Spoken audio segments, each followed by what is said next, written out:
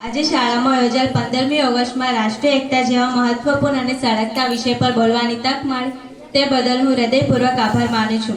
મિત્રો, વૈવિધ્યમાં એકતા આપણા દેશ ભારતની સૌથી મોટી વિશેષતા અને ગૌરવ છે.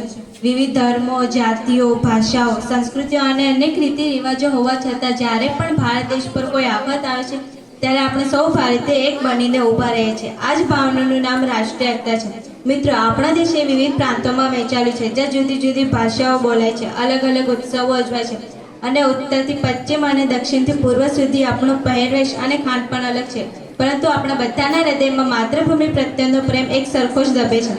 આજે જો આપણે અખંડ ધરતી પરથી ગર્વથી શ્વાસ લઈએ છીએ તો તેનો શ્રેય આપણા સ્વતંત્ર સેનાનીઓ અને મહાપુરુષ સરદાર વલ્લભભાઈ પટેલને જાય છે, જેમણે અથાગ પ્રયાસોથી 500થી વધુ રજવાડાઓને એક તાંત્રે બાંધીને અખંડ ભારતનું નિર્માણ કર્યું હતું.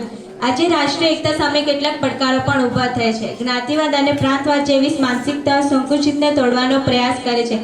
વિવિધ ધર્મો અને ભાષાઓ નામના વૈમનસ્ય ફેલાનાર તત્વો પણ દેશના અખંડિતતા માટે જોખમરૂપ છે. આવા સમયે આપણે એ યાદ રાખવું જોઈએ કે કોઈ પણ ધર્મ, ભાષા એ આપણા દેશ કરતાં મોટી નથી. આપણી સર્વોચ્ચ માત્ર ઓળખ રાષ્ટ્રીય એકતા વિશે જ હોવી જોઈએ. जिंदगी है वतन के लिए, जान भी वतन के लिए. जिंदगी है वतन के लिए, जान भी वतन के लिए. यही हमारा धर्म है, यही हमारा कर्म.